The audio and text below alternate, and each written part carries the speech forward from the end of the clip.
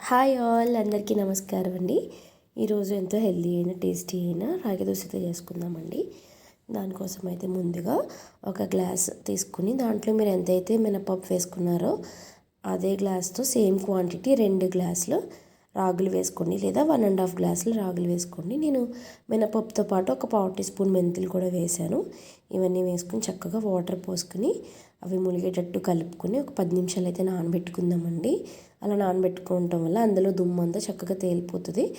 దాన్ని అయితే 2-3 సార్లు దుమ్ము పోయే వరకు కడుక్కొని నెక్స్ట్ ఇంకా లాస్ట్లో మంచి వాటర్ పోసేసుకొని మనం మూత పెట్టి 6 to 8 అవర్స్ అయితే నానబెట్టుకుందామండి.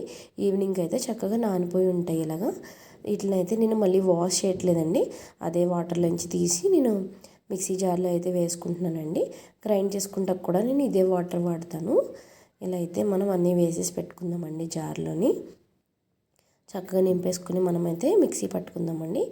మెత్తగా రుబ్బుకోండి, మరీ మెత్తగా కాదు, కొంచెం ఆ పైన పొర ఉంటుంది కదా రాగులకి, అదైతే మరీ మెత్తగా అవ్వకుండా ఇలా అయితే మిక్సీ పట్టుకోండి. ఇలా మిక్సీ పట్టుకుని ఆ గిన్నెలో కూడా కొంచెం వాటర్ పోసుకొని అవన్నీ కూడా చక్కగా ఇందులో పోసేసుకొని మనం ఏ గిన్నెలో అయితే కలుపుకోవాలనుకుంటున్నామో టేస్ట్కి సరిపడేట్టు ఉప్పు వేసుకొని చక్కగా అయితే కలిపేసుకుందామండి. ఇలా కలుపుకొని నైట్ అంతా పులియబెడదామండి పిండిని. ఇలా పులియబెట్టడం వల్ల ఇందులో ప్రోబయోటిక్స్ అనేవి బాగా ఫామ్ అవుతాయండి. అలాగే ఇందులో ఉన్న ఐరన్, ప్రోటీన్ అంతా కూడా మనకు బాగా అబ్జర్వ్ అవుతుంది అనమాట.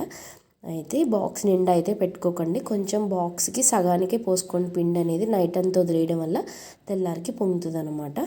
నెక్స్ట్ డే మార్నింగ్ అయితే చూసారా చక్కగా పొంగి పైకెత్తి వచ్చేసింది. ఇలా ఫర్మెంట్ చేసుకున్న దాన్ని అయితే మనం పెనం వేడి చేసుకొని ఒకసారి కలుపుకొని మనకు కావాల్సినంత పిండి వేసుకొని దోశల కింద వేసుకొని చక్కగా మనకు నచ్చిన చట్నీతో అయితే ఎంజాయ్ చేయడమేనండి. హెల్త్కి కూడా చాలా మంచిది. ఖచ్చితంగా పులియబెట్టండి, నానబెట్టండి, ఇన్స్టెంట్గా అయితే వేసుకోకండి. అలా తినడం వల్ల మనకైతే అంత దాంట్లో ఉన్న ప్రోటీన్స్ అన్నీ కూడా మనకు అందవన్నమాట. చక్కగా నెయ్యి కానీ ఆయిల్ కానీ వేసుకొని 2 వైపులా కాల్చేసుకొని తినండి. బ్రేక్ఫాస్ట్ ఆర్ డిన్నర్ రెండింటికి కూడా మనం తినొచ్చు అనమాట. ఖచ్చితంగా ట్రై చేయండి.